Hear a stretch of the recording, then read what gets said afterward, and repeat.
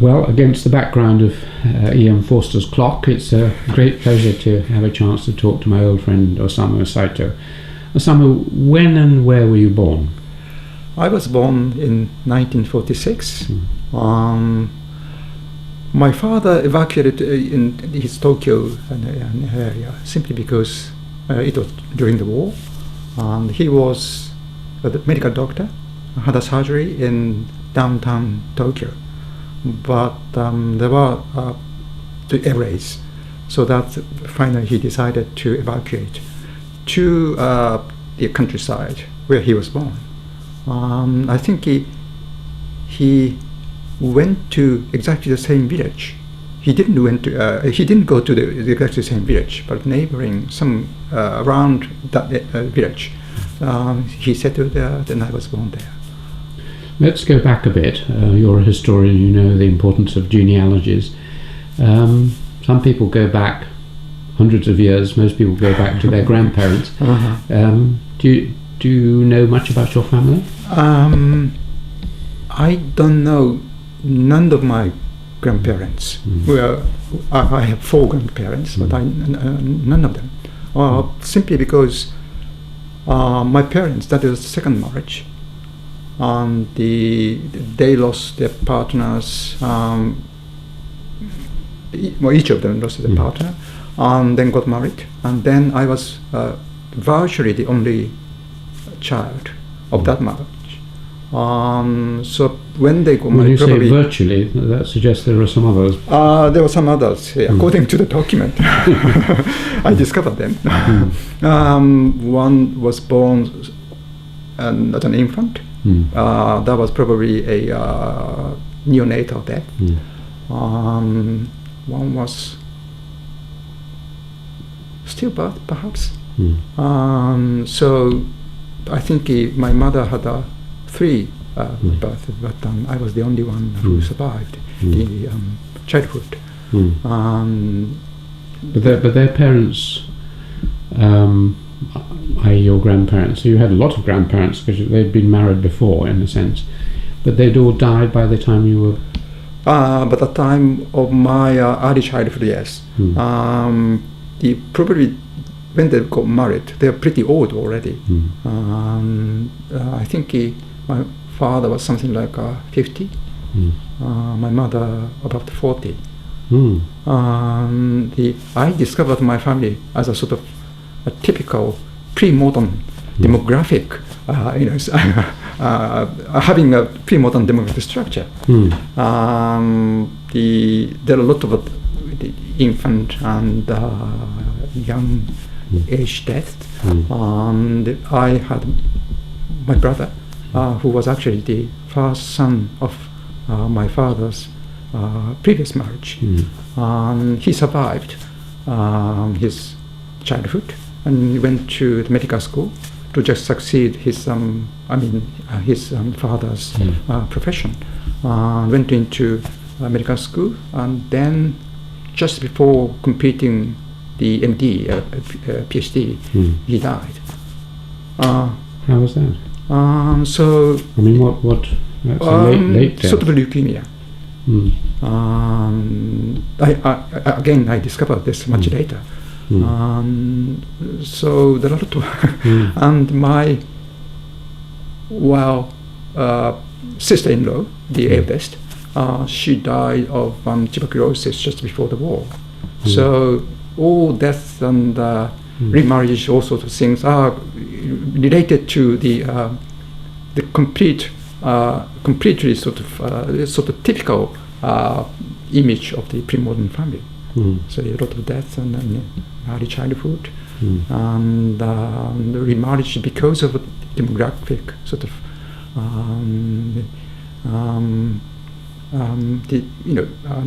unfortunate demographic events. Do you think, some psychologists or psychiatrists might suggest that your interest in demography, pre-modern demography, was related to your own tragic circumstances? I never thought in that way.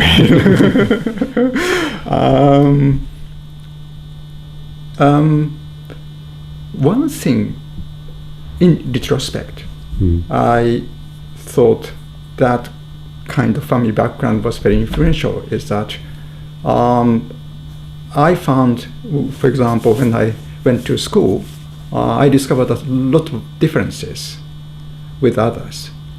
Well, simply because my parents, or they, for example, came to my parents' evening, they're very different. My friends' parents are much younger. So in appearance, what they wore, so all different. My parents are much older than they were a previous generation in a sense. Yes, yes. And at that time, my brother was still alive, and he looked just like my father. So I became sort of very good at detecting differences. Perhaps that is one of the sort of legacies I got from that rather peculiar family background. What about other legacies? I mean, what were your parents like as people and their characters? How did that form you, shape you?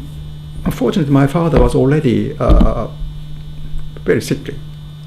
He was a doctor, but at the same time, when I became, for example, when I went to secondary school, he was already over 60 and became pretty ill. But my mother was still sort of active, helping his sort of surgery.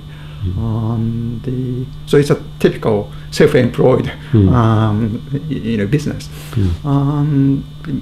My mother was a daughter of the vet doctor in the army. He had already retired before the war, but I think that he was not interested either sort of science-related profession or the institution like the army.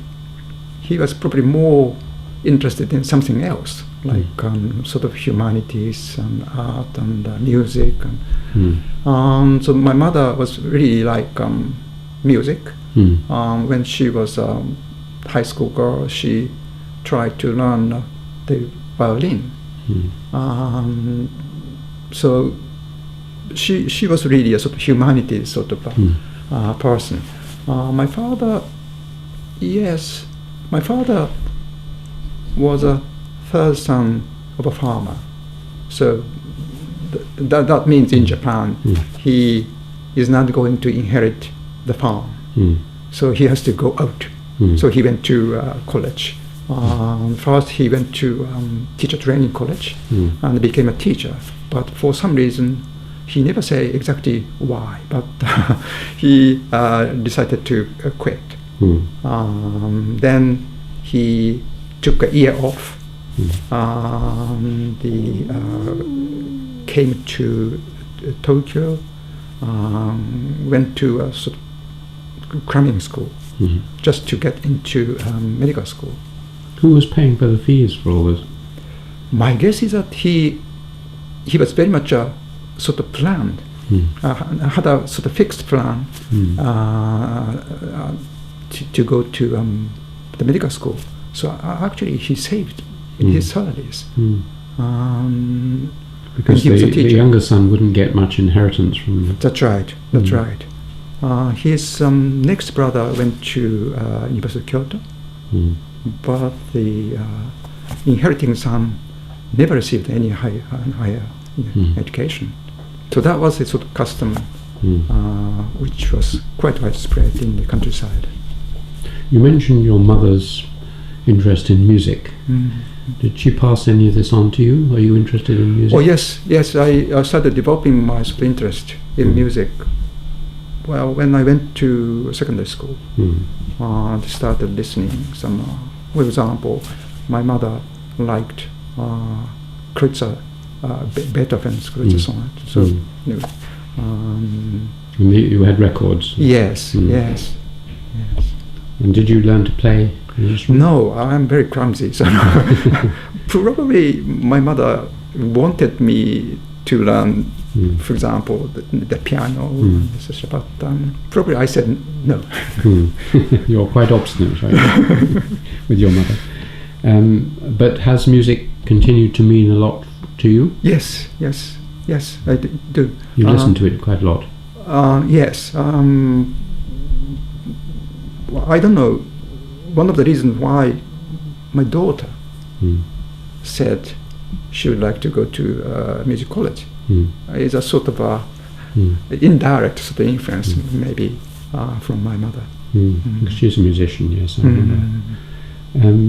Do some people find music relates to their academic work in the sense that either they relax to music when they're, or sometimes they're inspired by a bit of music in their writing? For example, Maitland used to listen to a lot of Wagner when he was writing. Does music impinge on your creative academic life, do you think, at all? I'm not quite sure. The kind of music I like is not a sort of exciting me. It's very different. I like, for example, I prefer chamber music to orchestral work or opera or sort of. So I think the music is very much compatible with sort of concentration on, so for example, reading, or sometimes writing. Do you listen to music while you're writing or reading? Sometimes, yes. You do? Yes. Things like, you like things like Bach and Mozart? Yes. And also, I very much like Bartók, which, who's, for example, chamber. The music is very much like late Beethoven and also Bach's chamber music. What is your earliest memory? Concrete memory, not just sort of the sun shining through the leaves kind of a memory, but something happening to you. Do you remember anything? Not quite. I remember what others said about my doing. For example, I was in the first year of my the school. When chime rings, we have to go in. But I saw swings empty now, so I went to the swings. So repeatedly, my mother and others told me and others about that. So probably that is the sort of the experience I had. You're a rational person, but not listening to authority. Where was your first school? By that time, my family came back to Tokyo. He had another surgery. That is an area in which a lot of small workshop. Which part of Tokyo is this? Ota ward, which is one of the southernmost the ward of Tokyo. There are a lot of that was in the 1950s, so Japan was very poor still. The small workshop, engineering workshops, they looked very shabby. And since my father was the doctor there, so they came to his surgery. But I don't think that was definitely that is not a residential area. Middle class people, there are very few. But at the same time, it was really fantastic because there are a lot of empty places still. The legacy of the wartime bombing. So there are a lot of spaces we can play. So, do you remember the feeling of post-bombing Tokyo? Yes, in terms of the space, if you go back to that area now, it's a tightly packed area, and a lot of buildings and factories, workshops. But that time, flattened. Yeah, it was just flattened, and there are small spaces here and there. A lot of logs and other things are just It was a nice place for children to play. Yes, that's right. Yes. Do you remember your first school? Yes, I do. Again, in the 50s, they were so poor that the ground was just too small, and when I was perhaps in the third year, suddenly a lot of new pupils came and joined us, so that suddenly the ground became very congested. I remember that very well.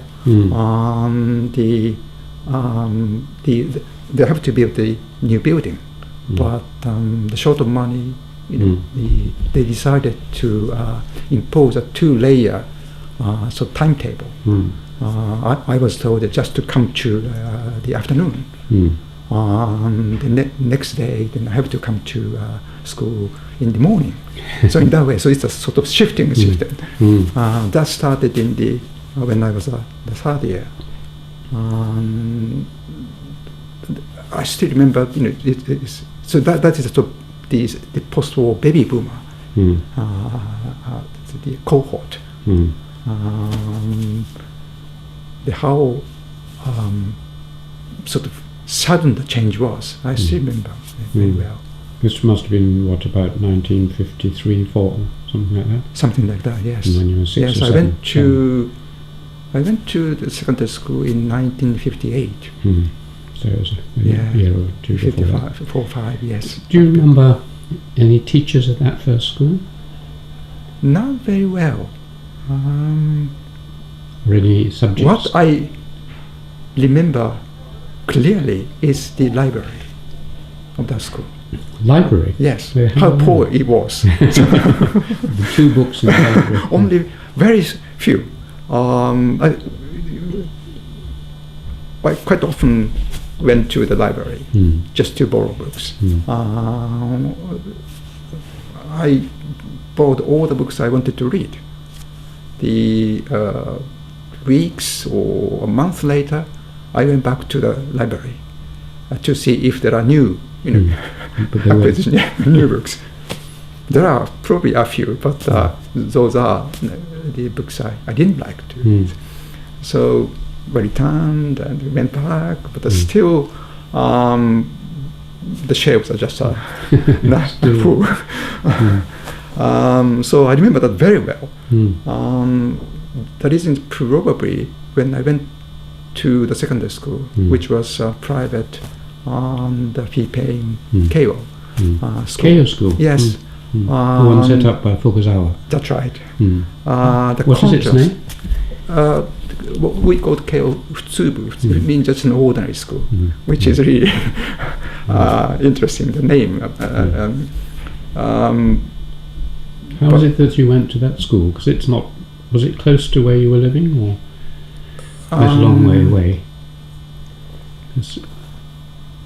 My brother went to Keio anyway, and also probably my parents wanted me to go to Keio because that would probably lead to Keio's medical school, and also for some reason I did like Keio.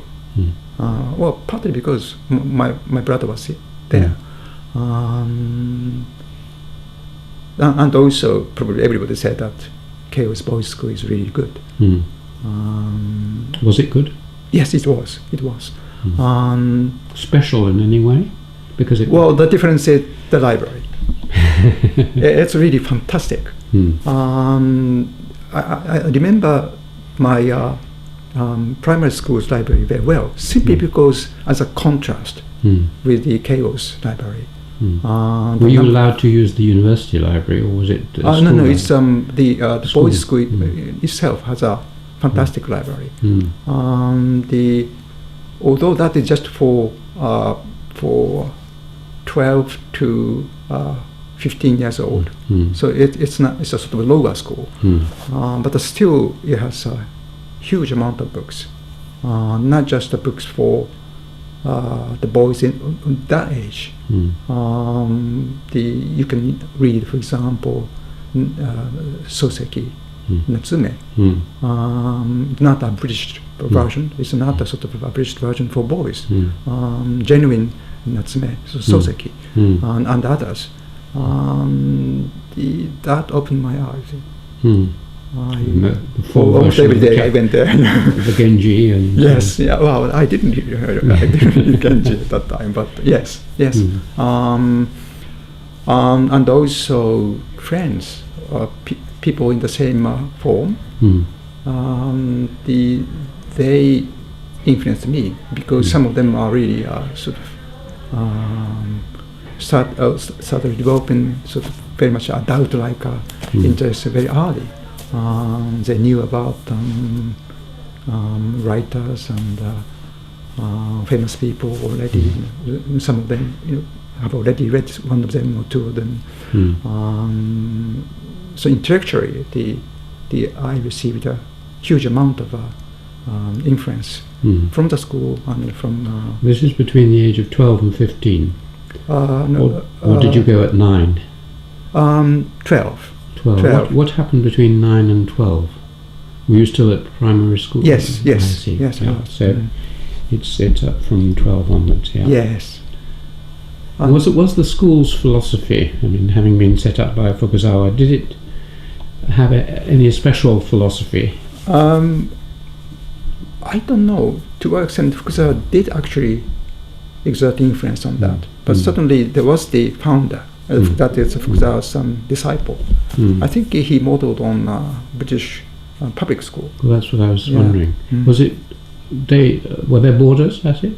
No, that is probably the only but important difference. There was at that present now. I think there are some boarding schools, but in that period, there aren't many, or probably virtually no boarding schools in Japan. So it's all commuted to school, but some actually commuted from a very far place.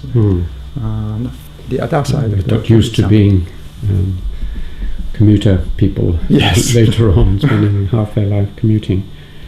I mean, if he did base it on the British boarding schools of, well, this is at his time, the mid-19th century, Arnold's rugby and so on. One of the big characteristics of those was the emphasis on the physical side of life, and Fukuzawa was interested in the physical samurai spirit and things, which wasn't totally dissimilar from the British public school spirit. That suggests you must have played some games. It was not compulsory at all. There was a PE, but of course, but extra curriculum sport was not compulsory at all. But I did, yes. For example, I did some sumo, just wrestling, Japanese style wrestling. Very much Kendo? Yes, I did. Well, that is part of my PE.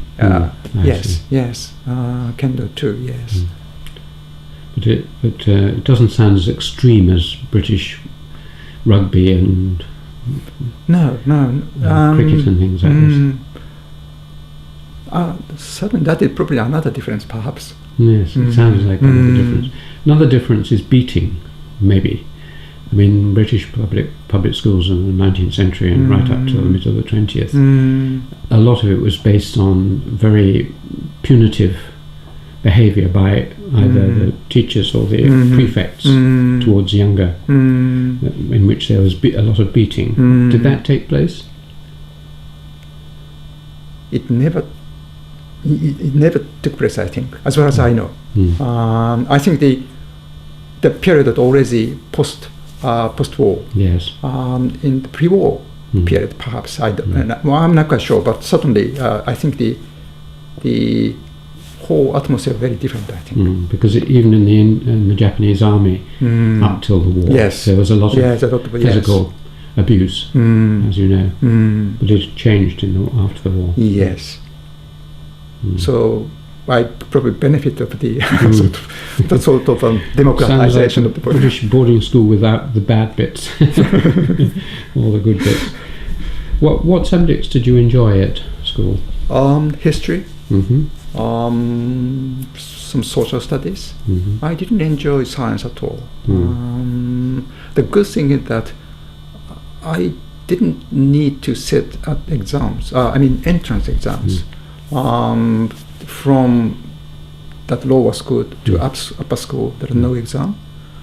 From the upper high school to the chaos university courses, there was no formal exams. Gosh.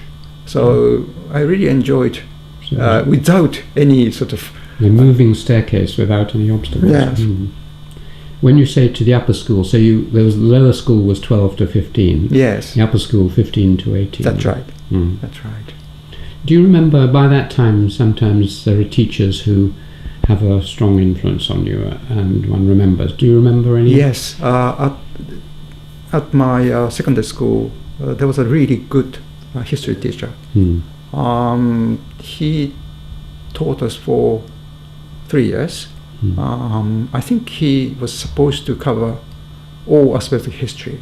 That means not just the Japanese history, Chinese history, the Western civilization, but he managed to cover just this tiny bit of Japanese history. Starting with the archaeology and end up with the probably 14th century. That's all. But so the rest of the history was a blank. He was really fantastic. He gave us all sorts of homeworks, like just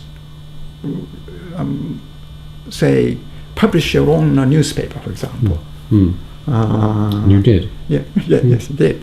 Everybody likes to write about battle and conspiracy, etc., etc. So I was already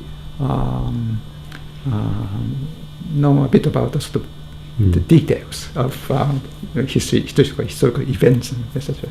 So I wrote that is the front page headline. It's a conspiracy. But they were arrested. So that's sort of story. It took tremendous days, and I was really absorbed by doing that homework. And then I thought I would gain a really good mark for that, but I didn't. No. He said just a B. But turned the page, the back page, I saw A. I didn't spend much time, but I thought that, well, perhaps in the second page there is something about economy, I thought. So the secretary, the minister started trade with China or something like that. It's a sort of made up. But I inserted possible place, a map of a possible place, and it got A. A. Do you think this is what made you realise economic history was really the kind of history to do? The teacher told me later that he was a bit concerned my interested in details, especially in political history. So I think he deliberately gave sort of so differentiate the marks on the front page and the back page, I think, saying that it's a sort of warning to me. That you were too interested in minor political details. At that time, yes. That's well, perhaps I was just enjoying reading stories, historical stories. But that's a story; those are stories. But probably he really wanted to say something about that sort of tendency. And history is something different from storytelling. Probably he wanted to say. I realized that much later. That's interesting. Were there other things that you were enthusiastic about then? I mean, we've mentioned music, but did you have any other hobbies? Did you collect anything? Did you do drama or any other sport or hobby that excited you at that time? Well, certainly I like reading. Still, when I went to university, I still very much enjoyed reading stories, novels, and sometimes the poems. But music, but not drama. So one of my children is now in a theater. I don't know why he got interested in theater. Your children seem to have reacted against you. Especially boys, yes. The things that you didn't do. That's interesting. Oh yes, but my father was fond of kabuki. Yes, I remember that. So when he was all right, he quite often took me to kabuki. He was busy because he was a doctor. So he just chose one act. For example, altogether there are, I don't know exactly how many, 4 acts in the afternoon or late afternoon. So he just took just one of them and went there and then came back. But he always took me with him. So I had no seat. So I just, there was a rating here, and I like this. So yes, I don't think I enjoyed them, but yes. They probably influenced you in some way. One criticism that's made of Japanese schools now, and I've seen in practice, is that they're terribly overstretched. I mean, the children work very long hours, and then they go off to evening classes and crammers, and their eyes deteriorate and so on. So we in the West, though we're catching this disease, think that this is also true of China and Korea. There's too much stress on form work. Was that true when you were at school, do you think?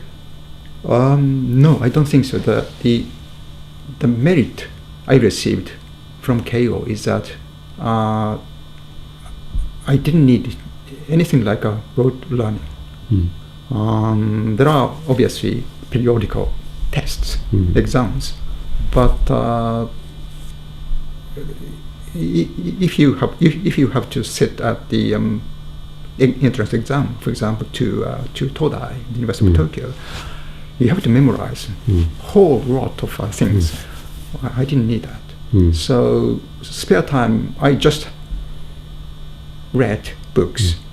I borrowed a lot from the library. So and also, I still remember when I was in the high school, the upper school, I started doing some. Well, it's not research at all, but sort of research. For example, if I saw some lists of medieval or ancient estates, so I just drew them up, and then here and identify the place, the dot. It took me hours, not just 1 hour. It's 2 hours, and it's even 3 hours. Late in the midnight, I just the filling with the map. So I enjoy really doing such things. So this is the beginning, in a sense, of historical, economic, demographic research, filling in maps of places. Yes. The good thing is that, well, there are teachers in the high school, but I didn't very much sort of enjoy lessons from them. So, but at the same time, I had a lot of spare time. So I just reading all sorts of things. What did you read? I mean, what particularly did you like? Was it Japanese literature, or did you read any non-Japanese Yes, I read some non-Japanese literature too, like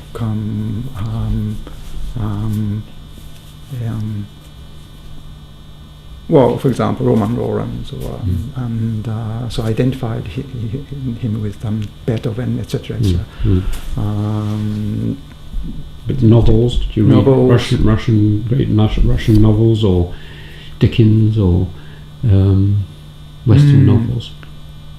Yes, I remember I read Karamazov. I think it Brothers was Karamazov. I think it was in the when I was on undergraduate, perhaps not at high school. Yes, it's a sort of random. Anything you could yes, find. random reading. Yes. Okay, well, let's take you then to Keio University. What did you went to read history? Did you? No, I wanted to read history, but there was a sort of fight within the family. My father had already died. He died when I was perhaps 16. So that reduced the pressure from family. Everybody wanted me to go to medical school. Well, I said, no. I want to read history, so I said. But eventually I started reading some academic books, history books. In the 1950s and even 60s, Japanese history writing was very much influenced by Marxist, the school. So I unconsciously absorbed some Marxian sort of messages that led me to realize economics being important. So eventually I thought perhaps I would go to economics, to read economics. So I went to the Department of Economics. But I would probably read economic history there, but certainly deliberately chose economics rather than history. Were there any particularly brilliant or outstanding teachers in the economics department? Well, there was Akira Hayami. That's why I chose him. Quite fortunately, the economic history at Keio was very strong at that time. There are many teachers. There are several who had just come back from the West and having absorbed all sorts of new things. So I really enjoyed various lectures there.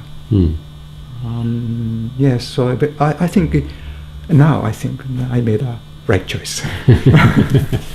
Well, you've mentioned Hayami, and he's going to come up at some point, so he might as well come up now, because I've interviewed him and he's an old friend as well. Tell me something about his influence on your life. And what Japanese universities have a sort of seminar system, although it's called a seminar, but it's actually the German seminar, which is a sort of class, discussion class, and also some sort of tutorials are provided. So I chose his seminar, meaning that I would write a sort of BA thesis in Japanese economic history.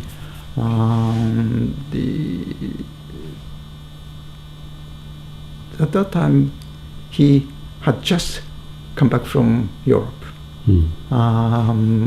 There he encountered historical demography, which changed his view of Tokugawa Japan. And he just started lecturing based on that sort of idea. He'd been to France, hadn't he? He went to Spain, I think. Did he? Yes, I think during his stay in Europe, he changed the subject. I think he wanted to do some research on the Japanese-Portuguese relations in the 16th century. But I think he came across population and yes, that sort of thing. And Louis So Henry.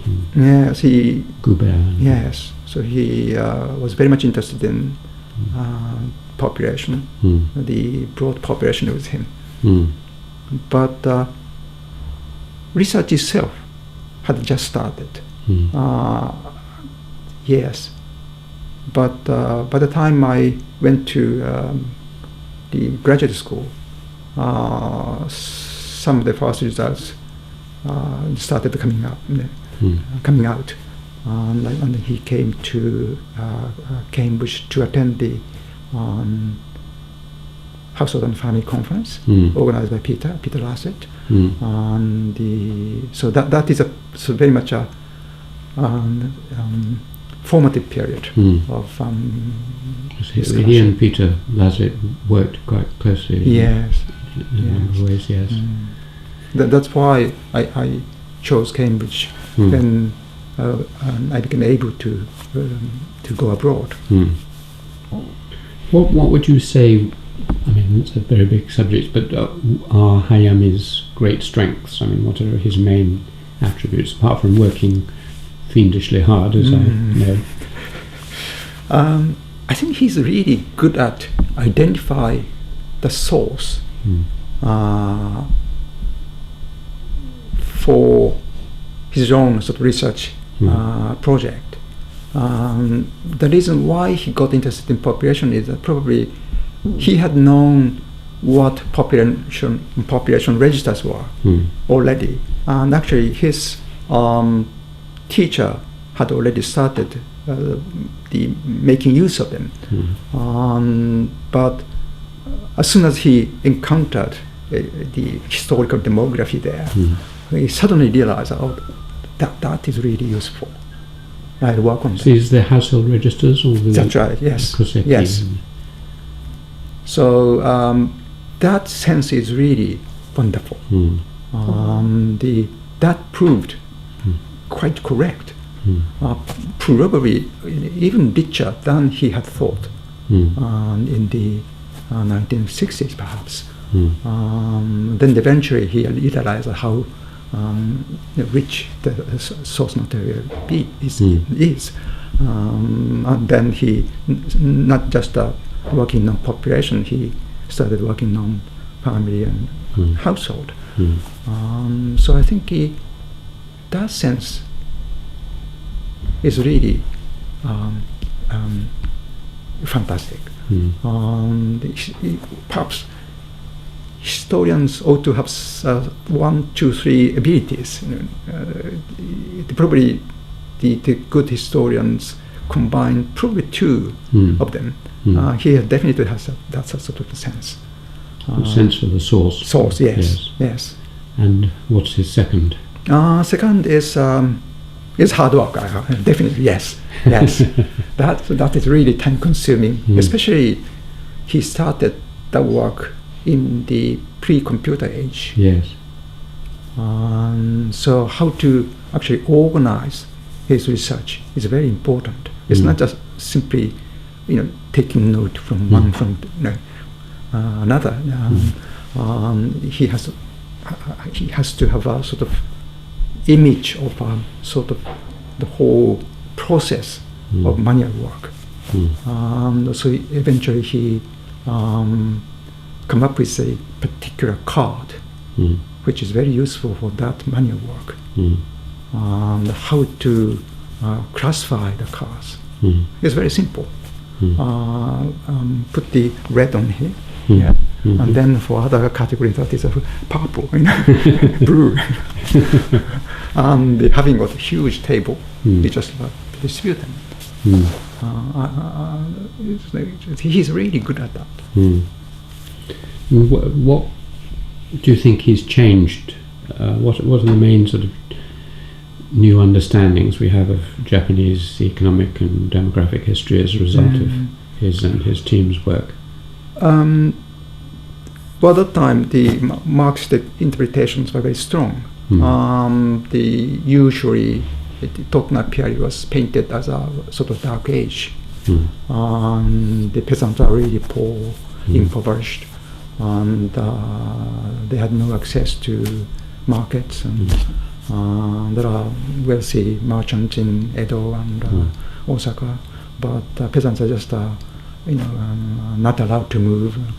When he started looking at population registers, they quite often go out. Children went to Kyoto in service and came back and married out. And so that showed me, that showed him sort of totally different aspects of village life in Tokugawa Japan.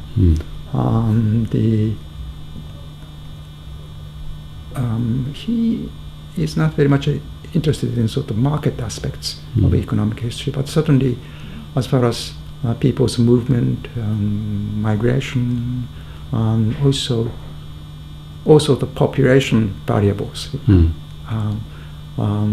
Certainly that not come to terms with the traditional interpretations of Tokugawa economic history. So I think that made him think very seriously about how to rewrite the Tokugawa economic history. What about, more recently, one of the things he's done is to show the huge variations within Japan between different regions in marriage practices and things like that. That is another advantage of using population registers, and also that is associated with his sense of using population registers as main source material. The historians tend to work on a particular area, particular village, particular place, particular the region. But he is probably one of the first historians who started using cross-sectionally. As long as he can find population registers, he go there. So that gives him a sense of sort of geographical variation. That's probably why the other historians, tend to be a sort of specialist on particular area. Especially in the Tokugawa period, the whole country was divided up into daimyo territories. So if one becomes a sort of specialist in the Shimazu clan, he end up with a sort of Shimazu sort of history. Certainly that has a sort of biased image of the Tokugawa period. And obviously by reading books and papers by others, and you can correct that bias. But Hayami can have a sort of first-hand observation.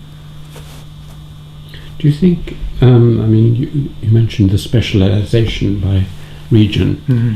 Do you think there's, and Western historians, do you think there's any sort of tendency among Japanese historians to be more concentrated on small sub-areas of the discipline and to become absolute perfectionists and know everything?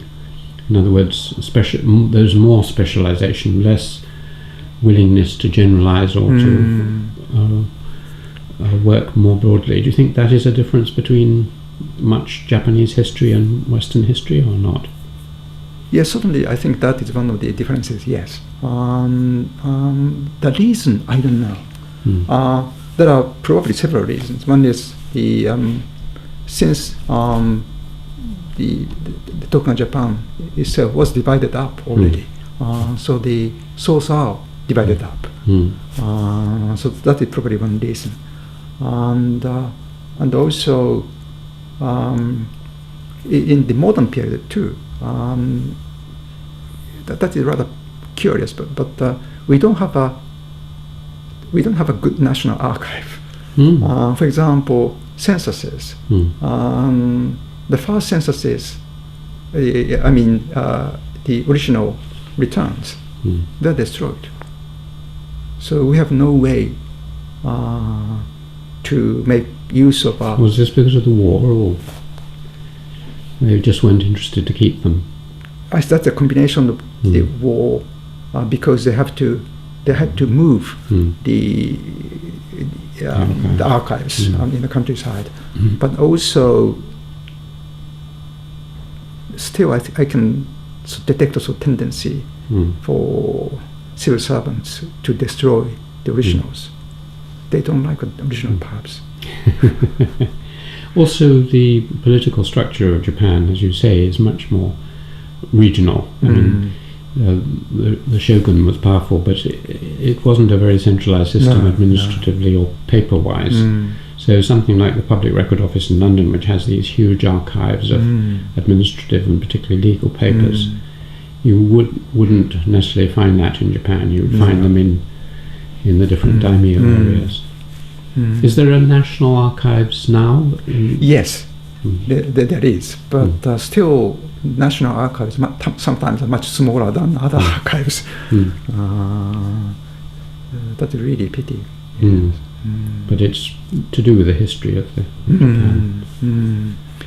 And also, I think in history we have had two strong influences from the West. One is from Ranke, the other is from Marx. They're totally different influences. Ranke is the influence on narrative and and actual details. Political. Yes, and especially details. I think source criticism, on also the emphasis on sort of details. I think the way the Japanese historian received the lessons from Ranke was probably different from historians in the West, perhaps. But I think the tendency was historians in the history department, in the faculty of letters, most of them think that details are very important. And the relationship between the facts, detailed facts, with the source is almost essentially important. So that is what attitude they developed.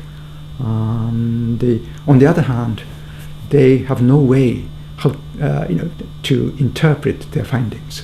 So then came the Marxian influence.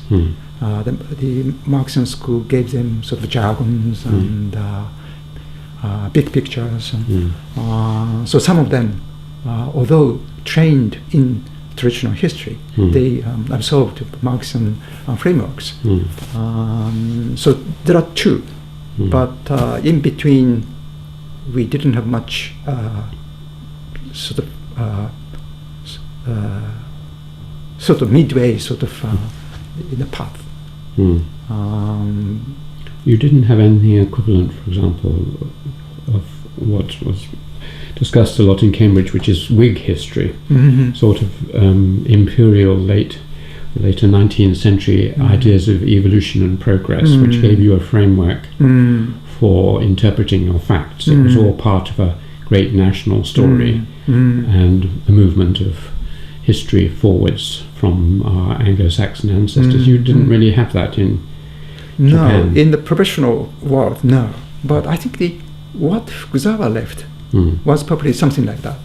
Exactly. Yes, but unfortunately, that was not taken up by professional historians. Because he had a 4 or sometimes 5 period evolutionary theory about how things evolve through time. Yes. But that's interesting. So his influence was in politics and elsewhere in education, but not in history. Not in history. That's interesting. Okay, well, let's go on to a little more on your own life. You did your BA in economics, and then what happened? And then I went to graduate school. Then I finished 2 years before MA. And then... What was your subject of your MA? Economic history, Japanese economic history. In particular?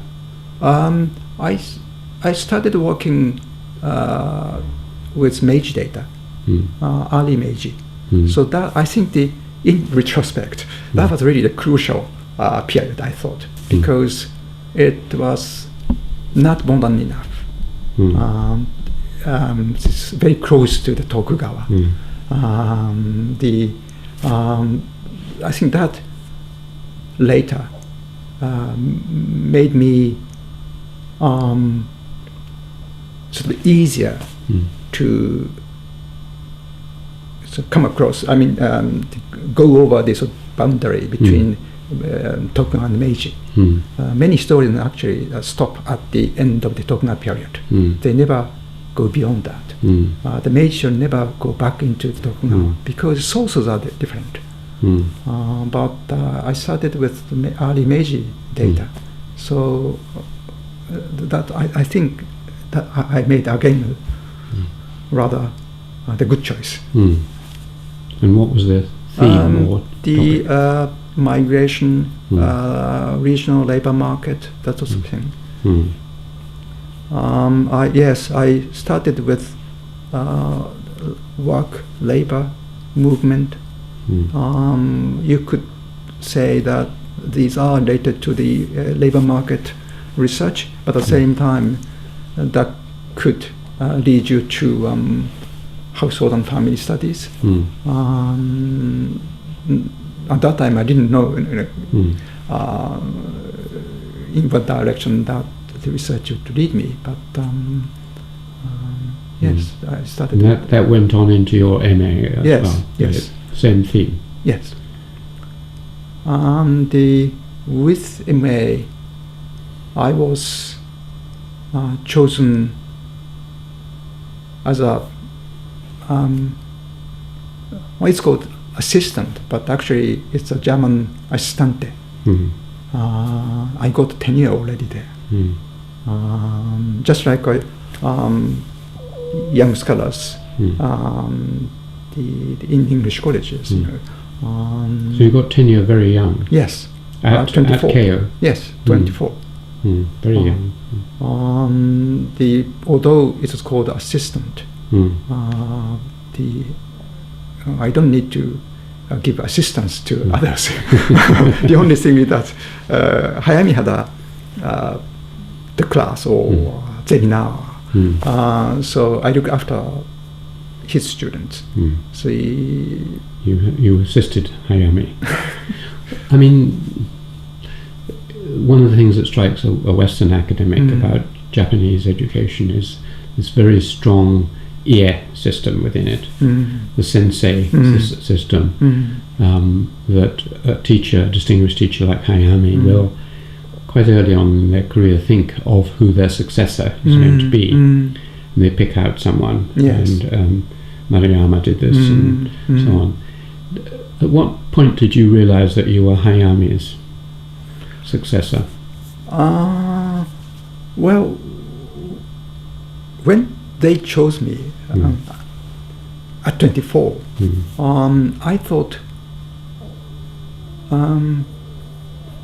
I thought everyone would think that I'm the successor to Hayami. So I try not to work on population, I thought, at that time, when I was in the 20s. So I thought I would continue to work on more economic history sort of the themes rather than demographic themes. So distance yourself. Yeah, I try to distance myself, with Hayami. But yes, that sort of sense is still very strong. Yes. And do you have a successor? Well, because I moved the university. Yes. I didn't have a successor in Keio, at Keio. Yeah. But you have at Hitotsubashi. Hitotsubashi. Curiously, I became a research professor at the institute, not at the faculty. So I have no successor. There is no way to have a successor at the institute because that is 100% research oriented. I see. But if I were a professor at the economics department or history department, then you would have. What I mean, I was amazed at the kind of the strength of this relationship, because your professor becomes, the person who arranges your marriage traditionally, and you go and look after them in their old age, and they find you a job, and so on and so on. Is that still quite strong in Japanese academic life? Well, one thing I'm really grateful to Akira Hayami is that he was not the sort of kind of person. He wanted you to go and look after his garden, or he himself, have a lot of ideas, a lot of things to do, and he has no time to look after his students. So certainly he didn't make any arrangement, marriage arrangement for his students. And also, I got an offer from Hitotsubashi before his retirement at Hitotsubashi, well before his retirement. So it is I who decided to go. Was he upset about that you left, or upset his colleagues? Everybody thought that I would go on as his successor. Yes, but it came out of the blue, because even the scholars, economic historian outside Keio, thought that we would never move. Especially I was brought up in Keio from childhood. Yeah, childhood. Yes.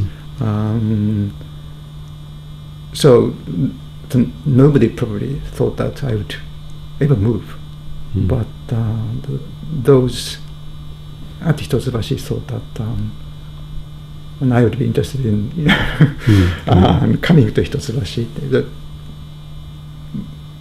I think primarily because that is a research institute. Suddenly I had no undergraduate there, and the 100% research, and also there are a lot of research students. That's good because we can form a team or doing research together.